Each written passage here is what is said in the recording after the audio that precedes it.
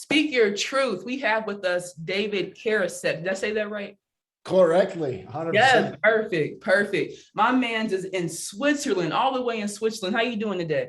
Thanks for having me. Great, fantastic. And you?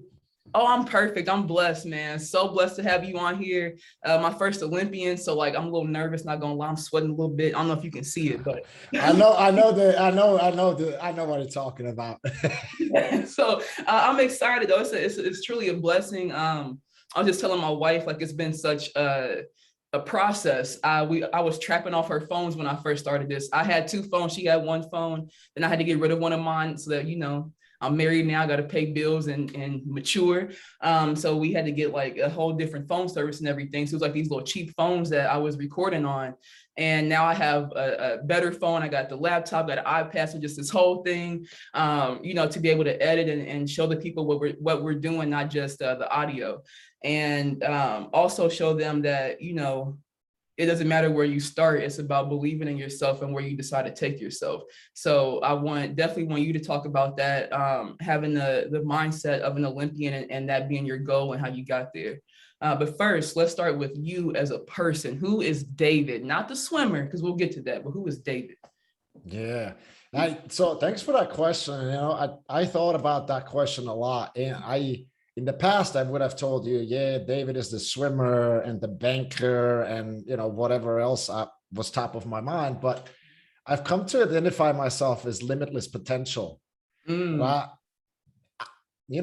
can be what I want to be. And that is a very liberating thought. And it's a good question. So, in short words, it's like limitless potential. And I'm in total control of what I would love, what my heart wants this to be. Yeah. That's beautiful, man. I love it. That's something I definitely believe in. Reading Michelle Obama's book, Becoming, and watching the documentary on Netflix is something that taught me to slow down. I'm only 28 years old. I'm rushing to, do one thing, whatever it is for the rest of my life, when I can be so many different things in whatever, the lifespan that God blesses me with. Why am I in a rush to do one thing? And why do we focus on being one thing when, like you said, we have limitless potential? You're a swimmer. You do so many, we'll talk about the other things that you do and that you've done. I'll let you tell that. But like, it's amazing that you have that mindset, because so many people don't. They think of themselves as limited potential. So why do you think of yourself like that? What brought you to that mind frame? Yeah, full disclosure here, I'm 33 years old, and those ideas, they were planted in my consciousness when I was about 30. So when I was swimming, I had no clue, none of that. And that's really like the thing that I don't regret it, because things had to happen the way they happened so I can be now where I am. But looking back, this is definitely something, that seed, I wish somebody planted that seed in me earlier, because it would definitely have changed what I would have done, basically, and how I would have done it and how I show up. But what happened to me 3 years ago, I had a mentor here in Zurich, and he told me to look around and to notice that everything that's not green and grown by Mother Nature, we created, right? So the pen existed as an idea, as a thought, as a fantasy first, something spiritual, non-physical. And with time, we moved it into physical form. The same goes for the laptop that you and I are using, the microphone, the smartphone, literally everything we created. And you can also say that in sports, that Michael Jordan, his fantasy was to be the best basketball player in the world. And then with time, he moved it into physical form, right? But he believed it before he had any of the championship rings. And there's a cool saying, it's like, I was always a champion. I was just waiting for the world to see it.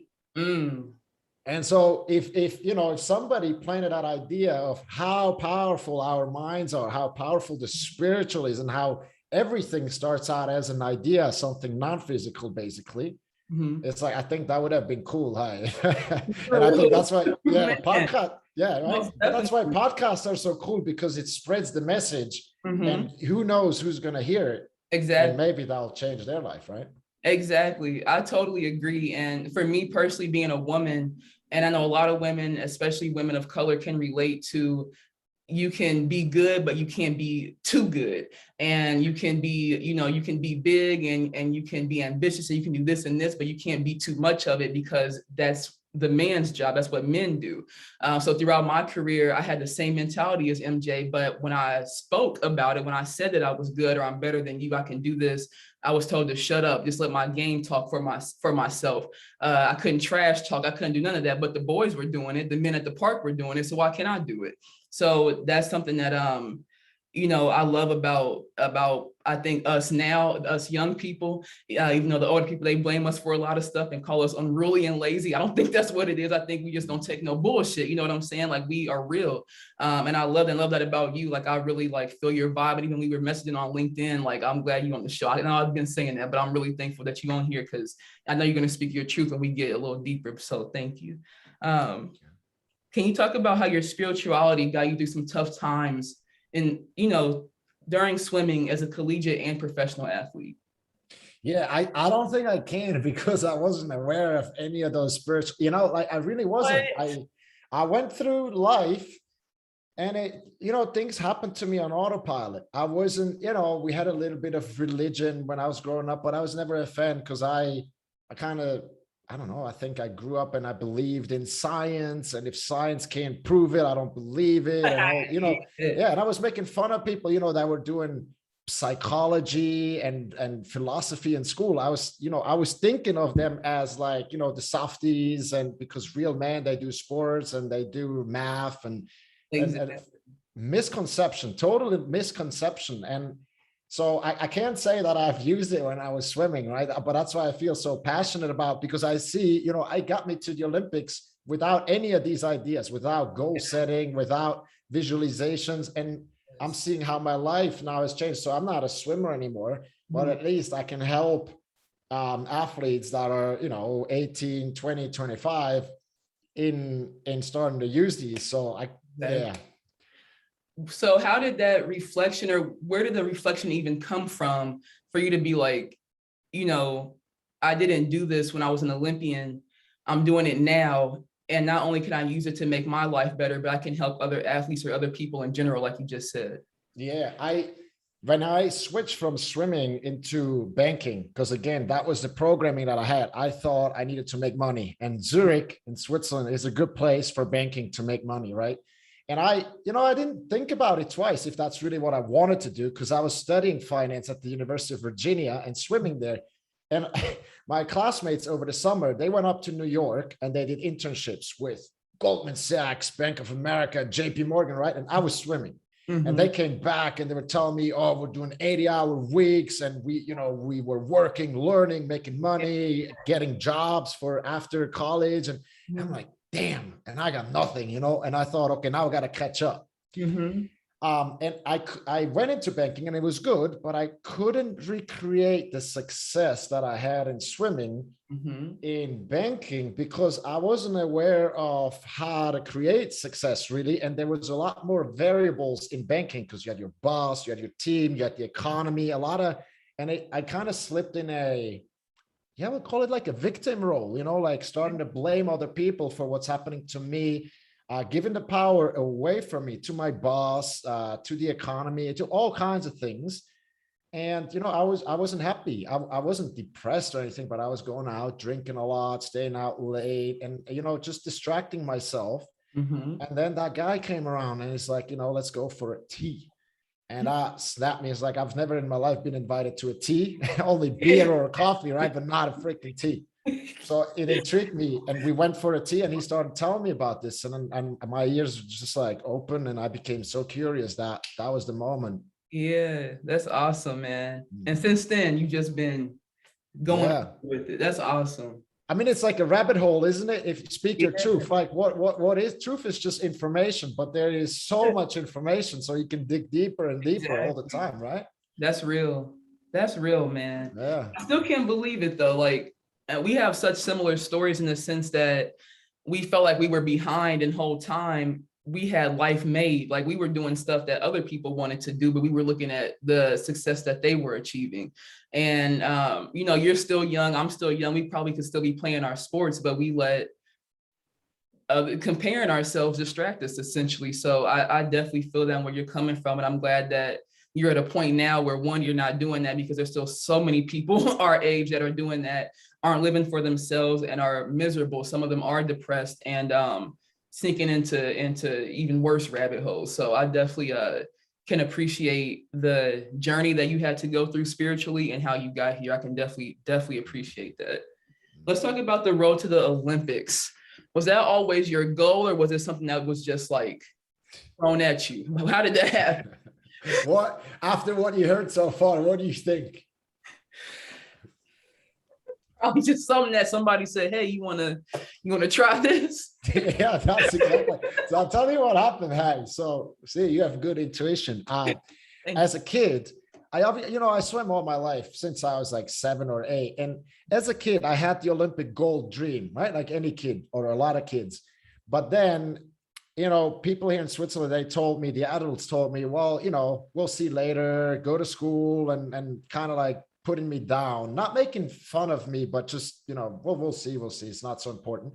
And that dream slipped in the background, and it never came back, unfortunately, because they told me not to daydream, to pay attention in school, and to be a grown-up and all that shit. And so it never came back. And I always thought along the lines of what is realistic for me, right? So when I won junior Swiss champs, I said, okay, I want to win the Open Swiss champs. And then I did that. Then I said, I want to go and participate in the Euro championships.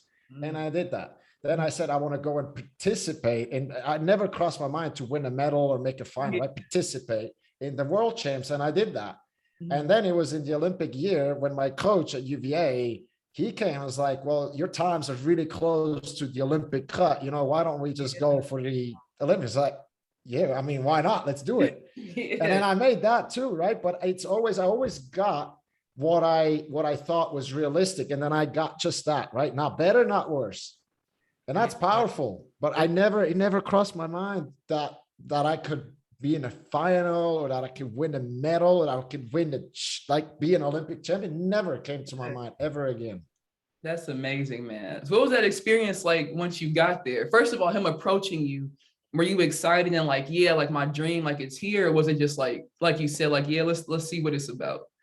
Yeah, no, it was very exciting when I got there. I mean, I was nervous, but the thing is, it was on August 1st.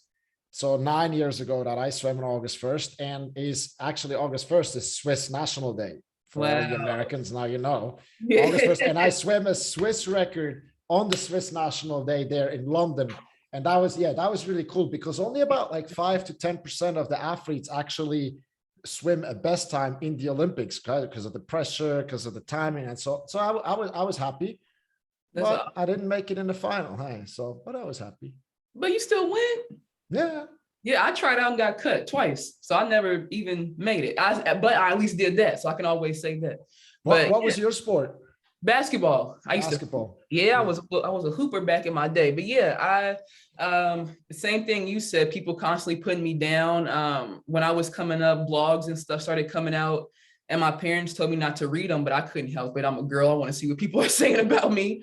And I couldn't handle it. I couldn't take it. And it really like broke my spirit. And like you said, just doing everything on autopilot. I was such a great athlete, and nobody knew that inside my head the whole time I'm telling myself that I sucked. I was scared to take shots, very hesitant, always passing the ball.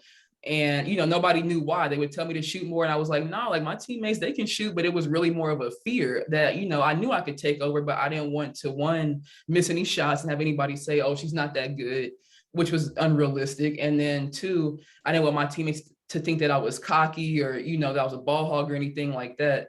So by the time I got to college, to UConn, very similar to like Simone Biles said, where like, that you can do this thing, but your mind and body, for whatever reason, aren't connecting. And I had that same exact experience at UConn.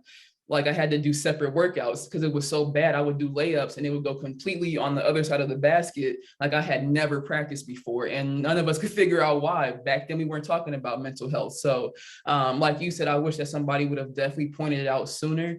But by the time I got really focused on my mental health, it was just perfect timing, divine timing, because I was very suicidal at that point. So going to therapy and having people like see me and trying to protect me from myself really saved my life. So I can't, really be mad about anything at the end of the day. Thanks for sharing that. Yeah. Um, at that time, so you weren't training your mind at all back then. No. So how did we get here? Let me skip all these questions. Let's talk about how we got here. How did we get here? Forget these questions, man. How did we get here? Yeah, I invited you because what I want to do is I want to do a roundtable. We're already doing it. A roundtable. Have you seen King Arthur, the movie? No, but I was just thinking about King Arthur when I was thinking about the Bible this morning. So I need to, yes. Watch that movie because there's another beautiful thing in there. Is the hero's journey. Is Okay. that, have you heard of the hero's journey? Mm-hmm. Yeah, it's like, right, we come to the planet and we're a king is born or a queen, right? It's like the mythological sense. Usually it's a king, but a king or queen is born. But then we grow up thinking that we're a peasant because we're not aware of how powerful we really are. And right, that's happening with King Arthur. He's born a king, but it's dangerous. So he's sent into hiding. And then at some point, we're growing up, we're thinking we're a peasant. And then there's a wise man coming around, somebody or something happens is like, we are actually a king or a queen, and you're going to go on a journey and you're going to go find out. And in a mythological sense, you have to slay a dragon. But that means you kind of conquer your ego. You find out who you really are, right? And you don't kill the dragon, because what happens is if you cut off one of the necks or one of the heads, there's two heads coming back. So you tame it. You know yourself, and then you come back and you bring that gift as contribution back to society. And so that's the hero's journey. And King Arthur, absolutely great movie, illustrates that. But what I want to do is like a roundtable, and that's where I invited you, I reckon.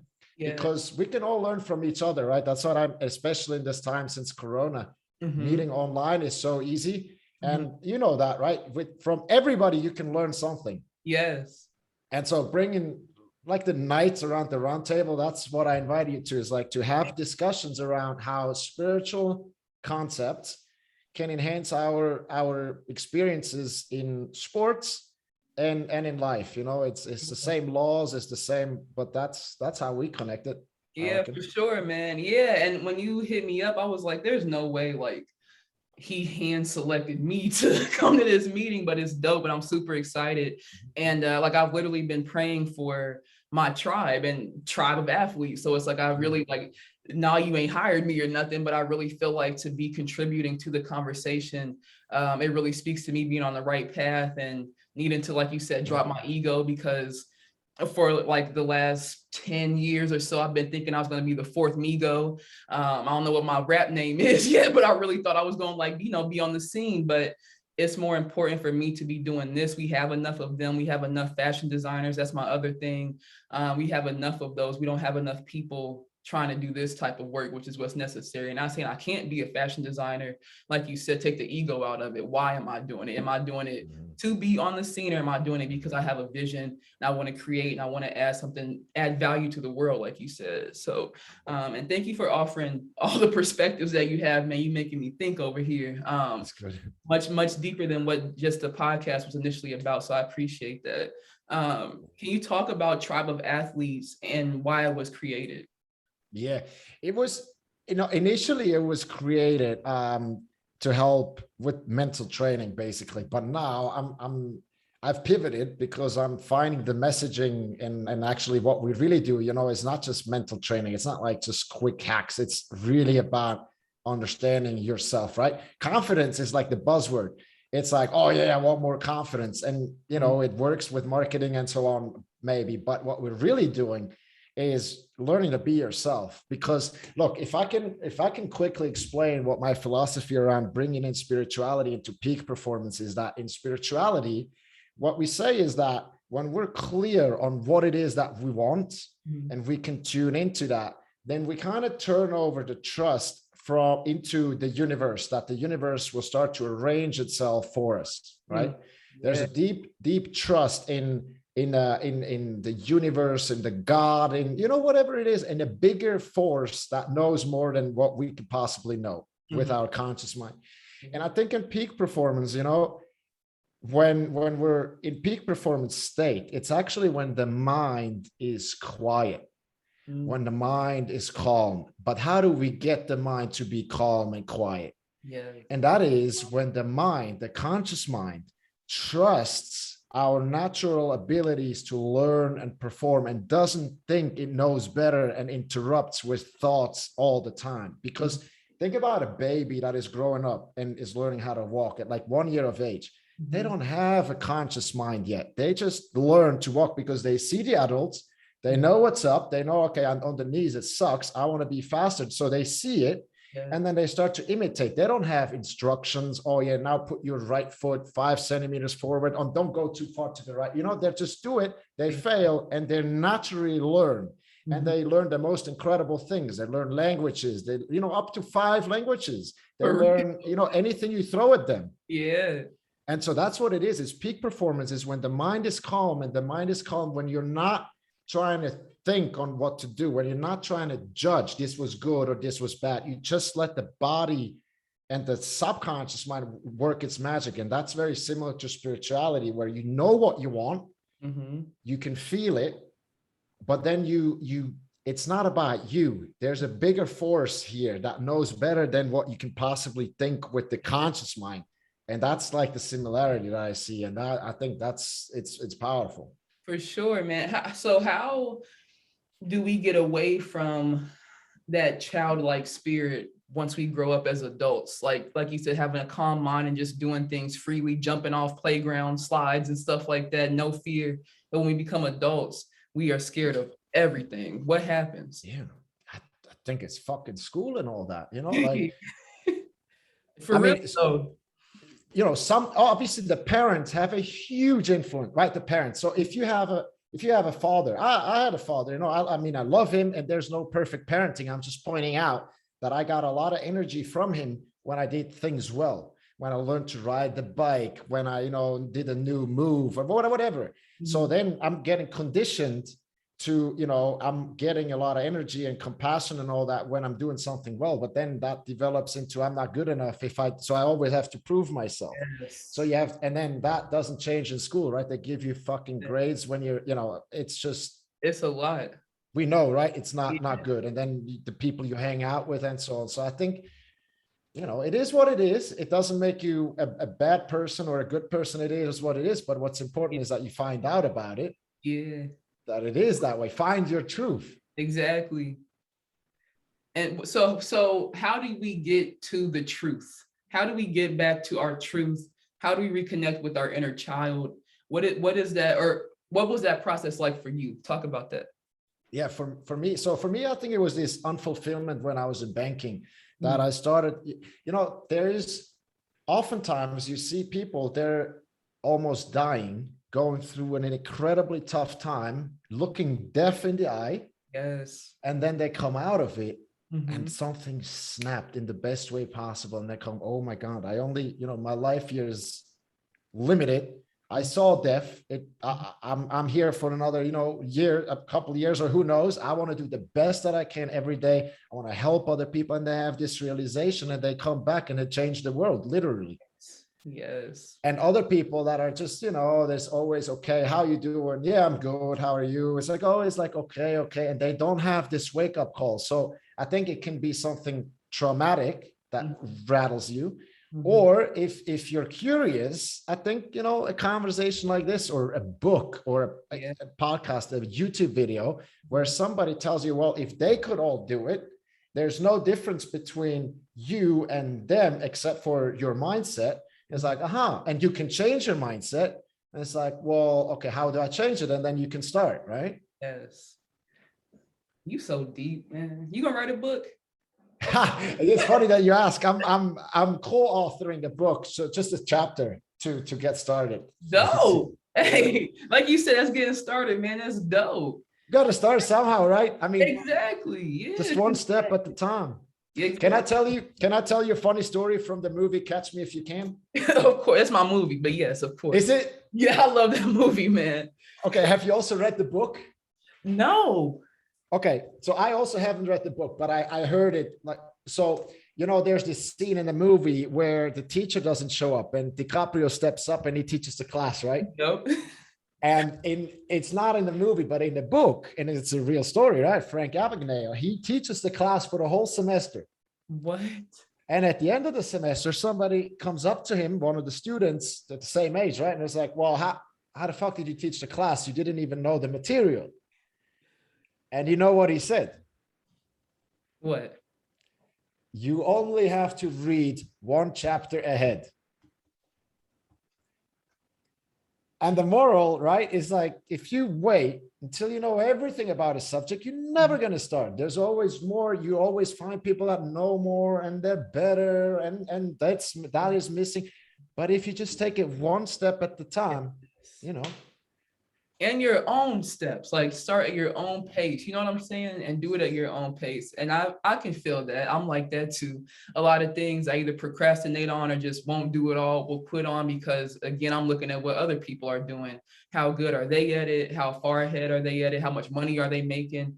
And that's not my journey. They might have went to school and studied that. My journey was completely different. So I have to start with what I have, with where I am today.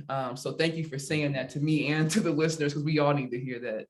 Thank you. Yeah. And also, like, let's just all assume, and even more than assume, let's just know that we all have wisdom and individual experiences that are unique, per definition, unique to you.